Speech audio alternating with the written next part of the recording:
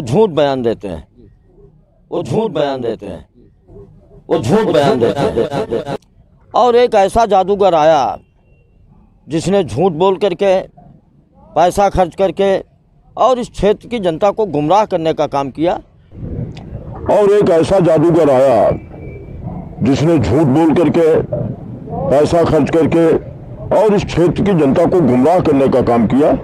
लेकिन पूरे 5 साल के अंदर ना तो इस क्षेत्र में कहीं विकास का काम किया और ना ही किसी के सुख दुख में कहीं शामिल होने का काम किया। लेकिन पूरे 5 साल के अंदर ना तो इस क्षेत्र में कहीं विकास का काम किया और ना ही किसी के सुख दुख में कहीं शामिल होने का काम किया। अगर कोई उसके पास गया तो सीधे एक जवाब होता था कि मैं तो पैसा दे करके चुनाव जीता हूँ, फिर से पूर्वा क्षेत्र के लोगों को खरीद करके चुनाव जीत लूँगा। अगर कोई उसके पास गया तो सीधे एक जवाब होता था कि मैं तो पैसा दे करके चुनाव जीता हूँ, फिर से पूर्वा क्षेत्र के लोगों को खरीद करके चुनाव जीत लूँगा। और शायद कांग्रेस को छोड़ करके कोई दल नहीं बचा है जिसमें वो रह न चुके हों। और शायद कांग्रेस को छोड़ करके कोई दल नहीं बचा है जिसमें वो रह न चुके हों। कि अगर इस क्षेत्र के लोगों से उनका लगाव होता, समाज सेवा की भावना होती, तो शायद वो समाजवादी पार्टी में आने के बाद वो समाजवादी में पार्टी में रह करके पार्टी का काम करते। कि अगर इस क्षेत्र के लोगों से उनका लगाव होता, समाज सेवा की भावना होती, तो शायद वो समाजवादी पार्टी में आने के बाद वो समाजवादी में पार्टी में रह करके पार्टी का काम करते। उदय राज जी कभी जात के आधार पर चुनाव नहीं लड़े। उदय राज जी कभी जात के आधार पर चुनाव नहीं लड़े। भारतीय जनता पार्टी से ज्यादा लोधी समाज के लोग उदय राज का समर्थन करने का काम करेंगे। क्या किसी लोधी की, एक भी लोधी की मदद करने का काम या लोधी को सम्मान दिलाने का काम उनके द्वारा किया गया है? तो मैं हूं राजेश चौधरी। यूपी इलेक्शन में घमासान मचा हुआ है। राजनीतिक पार्टियां हर जोर आजमाइश कर रही हैं। यूपी के जनपद उन्नाव की विधानसभा पूर्वा से 1 नहीं 2 नहीं 3 नहीं 4 बार विधायक रहे उदयराज यादव जी हमारे साथ हैं। कभी विधायक का पर्याय बन चुके उदयराज पिछली बार से एक युवा विधायक चुने गए। कई मुद्दों पे बात करेंगे उदयराज यादव जी से। उदयराज जी, सबसे पहले तो आपका पी न्यूज पर बहुत बहुत स्वागत है। बहुत बहुत धन्यवाद आपको। जी उदयराज जी, आप 4 बार विधायक रहे। पिछली बार आपको हार का सामना करना पड़ा। क्या लगा आपको? कौन सी कमियां रह गई थी जो जनता ने आपको पिछली बार पसंद नहीं किया? देखिए, कोई कमियां नहीं रह गई थी। मैंने 20 साल पूर्वा विधानसभा क्षेत्र को अपना घर और परिवार मान करके काम किया था। चाहे इस क्षेत्र के विकास का सवाल रहा हो, चाहे लोगों के सुख और दुख की घड़ी में जाने का सवाल रहा हो। शायद मैंने अपना व्यक्तिगत परिवार छोड़ करके पूर्वा विधानसभा क्षेत्र में लगातार इस क्षेत्र को परिवार मान करके मैंने काम किया था। हारने का जो कारण रहा, जहाँ तक मैं समझता हूँ, एक तो 20 साल का लंबा समय हो गया था और एक ऐसा जादूगर आया जिसने झूठ बोल करके, पैसा खर्च करके और इस क्षेत्र की जनता को गुमराह करने का काम किया। लोगों को ये लगा कि अगर इस व्यक्ति को हम चुनाव जिता देंगे तो शायद इस क्षेत्र में बहुत कुछ आदमी कर देगा, नहीं सरकार तो अपने पैसे से कर देगा। लेकिन इस क्षेत्र का दुर्भाग्य रहा कि लोगों ने बहुजन समाज पार्टी के टिकट से वो चुनाव लड़ने आया। बहुजन समाज पार्टी के लोगों ने एकजुट होकर के उसको चुनाव जिताने का काम किया। लेकिन पूरे 5 साल के अंदर ना तो इस क्षेत्र में कहीं विकास का काम किया और ना ही किसी के सुख दुख में कहीं शामिल होने का काम किया। और इतना ही नहीं रहा, अगर कोई उसके पास गया तो सीधे एक जवाब होता था कि मैं तो पैसा दे करके चुनाव जीता हूँ, फिर से पूर्वा क्षेत्र के लोगों को खरीद करके चुनाव जीत लूँगा। तो हारने का कारण केवल एक रहा कि चूँकि एक लंबा समय हो गया था तो लोगों ने एक बदलाव लाने का प्रयास किया। और दूसरा एक कारण और था, भारतीय जनता पार्टी के नेता जो इस प्रदेश की जनता से वादे कर रहे थे, चाहे वो किसानों की उपज दुगना करने का वादा हो, चाहे बेटी बचाओ बेटी पढ़ाओ का वादा हो, चाहे वो महंगाई कम करने का वादा हो, चाहे वो भ्रष्टाचार समाप्त करने का वादा हो, ये तमाम वादों पे लोगों ने सोचा कि निश्चित रूप से भारतीय जनता पार्टी कुछ करेगी और उससे गुमराह होकर के लोगों ने बहुजन समाज पार्टी के प्रत्याशी को यहाँ से जिताने का काम किया था। बाकी सवाल हम आपसे करेंगे, लेकिन इस बार जो है चूंकि आप मैदान में हैं, क्या नई कोई योजना बनाई है कि चूंकि विधायक वही हैं अनिल सिंह जी, उनसे कैसे लड़ेंगे? क्या उदयराज जी ने कोई ऐसा मंत्र सीखा है उनको हराने के लिए?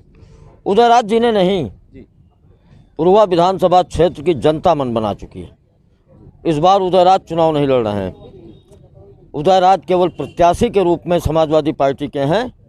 चुनाव पूर्वा विधानसभा क्षेत्र की जनता लड़ रही है और जो 5 साल उन्होंने जनता के साथ व्यवहार किया है, जो बर्ताव किया है, जो इस क्षेत्र के लोगों को धोखा देने का काम किया है, जनता आने वाली 23 तारीख को उसका बदला लेने जा रही है।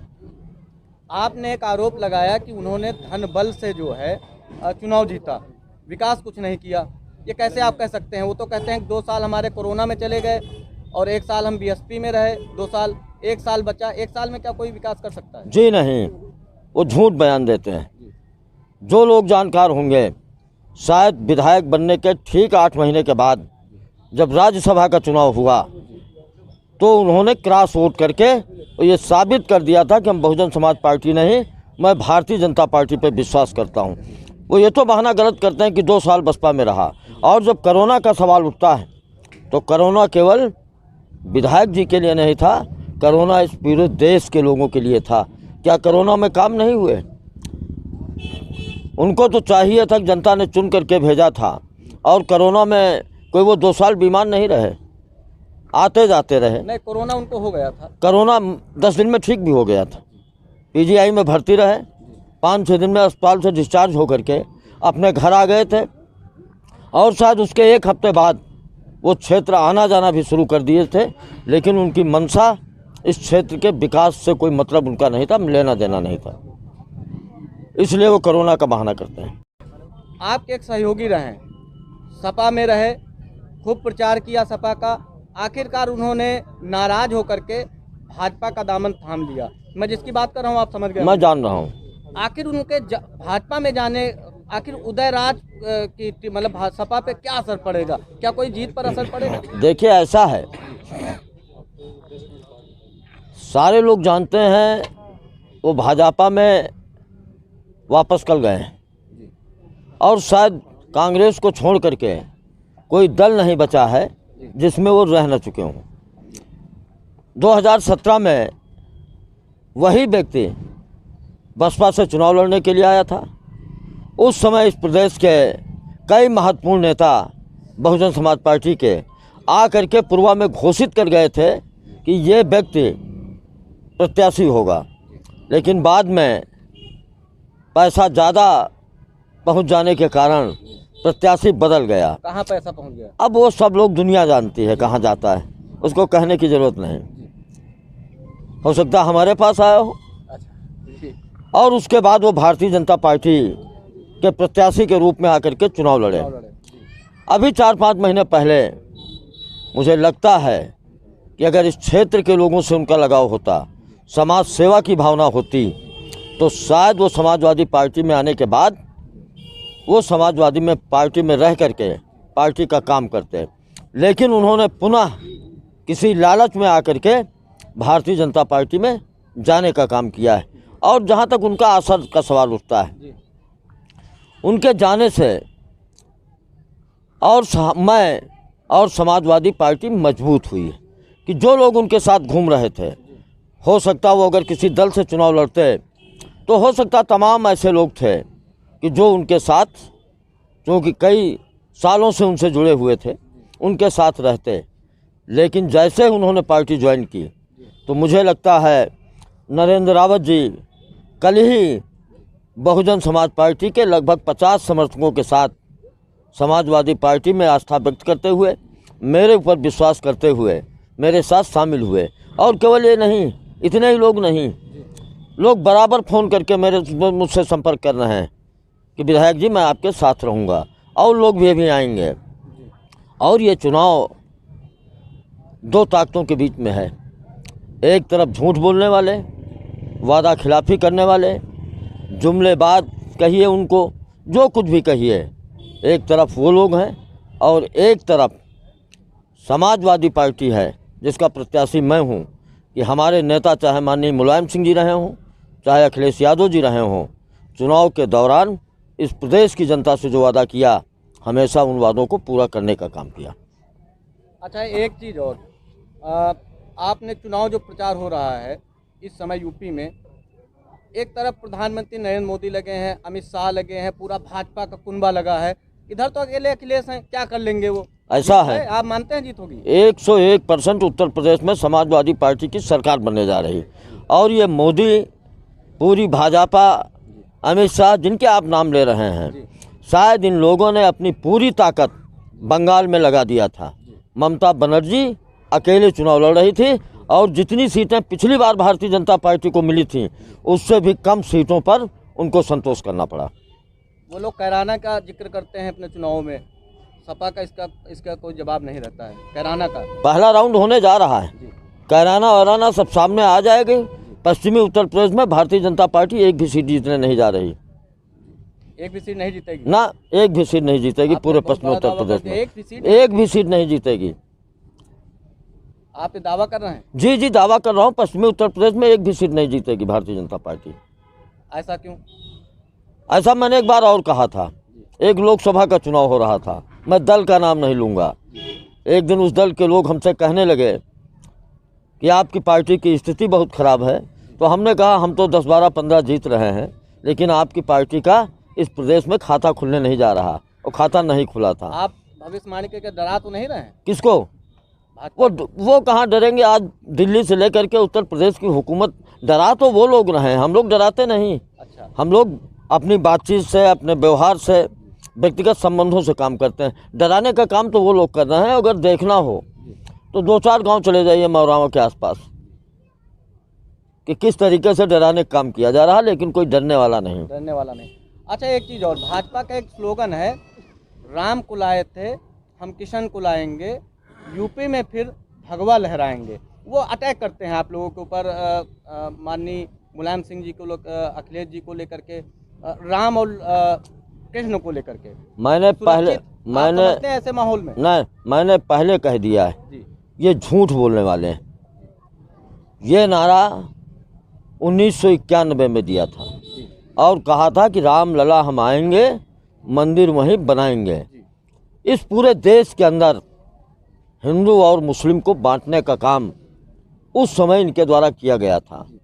अगर ये इतने बड़े राम भक्त थे, इतने बड़े कृष्ण भक्त हैं, तो शायद हिंदुस्तान की हुकूमत में 3 बार रहे, उत्तर प्रदेश की हुकूमत में 3 बार रहे और पूरी मेजॉरिटी के साथ रहे। वो अगर चाहते तो अध्यादेश पास करके मंदिर बनवाने का काम शुरू कर देते। मंदिर तो तब बनने जा रहा है कि जब इस देश की सबसे बड़ी अदालत ने फैसला किया कि नहीं, वहाँ पर मस्जिद बनेगी, वहाँ पर मंदिर बनेगा। तो मैंने पहले कह दिया और मैंने कई जगहों पर कहा कि जो राम के नहीं हुए, जिनकी हिंदू धर्म के लोग पूजा करते हैं, अलग अलग लोग मानते हैं, राम, अल्लाह, ईसा मसीह सब एक हैं, मानने वाले धर्म के लोग अलग अलग हैं। तो जब ये ऊपर वाले के नहीं हुए, राम के नहीं हुए, कि झूठ बोल करके कई बार हिंदुस्तान और प्रदेश की हुकूमत में आए और जो वादा किया उस वादे को पूरा नहीं किया, तो शायद इस देश और प्रदेश के किसानों के, नौजवानों के, छोटे तबके के लोगों को ये हितैषी नहीं हो सकते। अच्छा, उदयराज जी, आप 4 बार विधायक रहे, ये एक सपना होता है, लेकिन इन 4 बार में क्या कोई ऐसा काम है जिसको उदयराज जी करा न पाए हों? एक ठीस रही हो कि मेरा प्रोजेक्ट ये रहा है, जैसे नहीं सत्ता पक्ष आरोप लगाता है कि आप 4 बार विधायक रहे, यहाँ के युवाओं को रोजगार नहीं मिला। क्या कुछ ऐसे आपके दिमाग में मुद्दे हैं, अगर आप जीतते हैं तो उनके लिए काम करना? देखिए, मैं पहले कौन से मुद्दे? नहीं, देखिए, पहली मेरी प्राथमिकता होगी, और मैंने नौजवान यहाँ का ITI करके, टेक्निकल एजुकेशन ग्रहण करके करे और उसको रोज़गार मिले।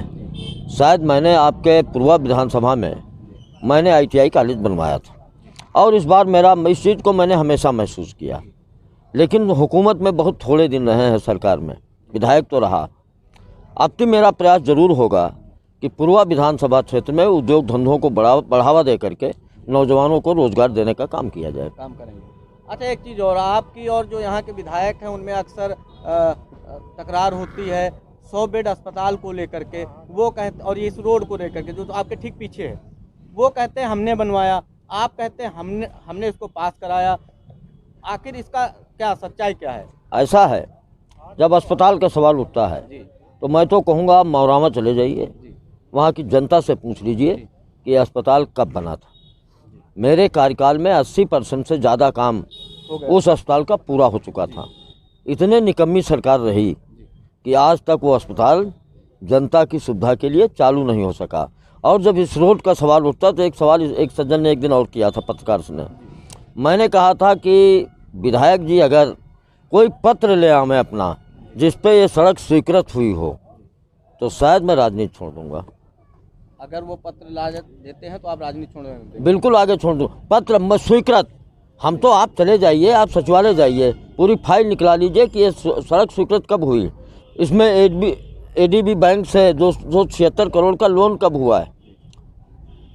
जब लोन मैंने करा दिया अपने कार्यकाल में, सारी फॉर्मेलिटी हो गई। हाँ, ये है कि टेंडर नहीं हुआ था, क्योंकि जो मुख्यमंत्री और बैंक के दस्तखत होने थे उस पर दस्तखत नहीं हो पाए थे। और कोई सवाल? जी, एक सवाल और नहीं है। उनकी उपज का जो दुगना करने का कहा था वो तो नहीं किए, और उनकी जो ज़रूरत की चीज़ें थी, चाहे वो डीजल हो, चाहे पेट्रोल हो, चाहे घरों में गैस सिलेंडर हो, उन सब की कीमत 2 गुने से लेकर के 3 गुना तक बढ़ाने का काम, जिन लोगों ने महंगाई कम करने का कहा वादा किया था, उन लोगों ने महंगाई घटाने के बजाय 2 गुना और 3 गुना बढ़ाने का काम किया। तो केवल किसान ही नहीं, चाहे वो किसान हो, क्योंकि नौजवानों से भी वादा किया था कि अगर हम हुकूमत में आएंगे तो 2 करोड़ लोगों को नौकरी। नहीं तो दे दिया ना, सिद्धार्थ सिंह कह रहे हैं उनके 2 करोड़ नौकरियां दे दी। नौकरी दिया, 2 करोड़ नहीं, मैं तो कहता हूँ कम से कम 40-50 करोड़ लोगों को दिया है कि अब रात भर अपने खेता को जानवर खेदो, ये नौकरी उन्होंने देने का काम किया है। इसके अलावा कोई नौकरी देने का काम नहीं किया। अच्छा, ये बताइए, अखिलेश जी वहाँ जाटों को साध रहे हैं, और जो भी राजनीतिक दल हैं, यहाँ बाहुल्य है यादव और लोधी, ये निर्णायक होते हैं। कहते हैं कि जिधर यादव अगर मुड़ गया तो उसकी जीत पक्की, और लोधी जिधर मुड़ गया तो। आखिर उदयराज जी क्या कर रहे हैं? कुछ ऐसा प्लान बना रहे हैं? जाति समीकरण। उदयराज जी कभी जात के आधार पर चुनाव नहीं लड़े, 4 बार विधायक रहे। हर जात और धर्म के लोगों ने उदयराज का समर्थन करने का काम किया है। और इस बार जो लोग गलतफहमी में हैं कि लोधी बहुत है, मैं कहता हूं कि शायद भारतीय जनता पार्टी से ज़्यादा लोधी समाज के लोग उदयराज का समर्थन करने का काम करेंगे। क्या आप उनको मिसगाइड कर रहे हैं? ऐसा तो नहीं कि मतलब वो डरा रहे हैं कि अरे लोधी तो उधर चला गया? मिसगाइड मैं नहीं कर रहा हूँ, क्योंकि मैंने उस समाज के लिए किया है। आपने उस समाज के लिए उस समाज के लिए मैंने बहुत किया है। 4-4, 5-5 बार मैंने लोधी समाज के लोगों को राजनीति में जिला पंचायत सदस्य बनाने का काम किया है। मैंने असोहा में ब्लॉक प्रमुख बनाने का काम किया है। मैंने उस समाज के लोगों के लिए किया है। आज जो लोधी वोट की बात करते हैं कि लोधी वोट उनको मिल जाए, ज़रा उनसे एक सवाल करना, क्या किसी लोधी की, एक भी लोधी की मदद करने का काम या लोधी को सम्मान दिलाने का काम उनके द्वारा किया गया है? तो वोट उसी को मिलेगा जो उनका सम्मान बढ़ाएगा, उसी को मिलेगा, दूसरे को नहीं मिलेगा। बहुत बहुत धन्यवाद। धन्यवाद।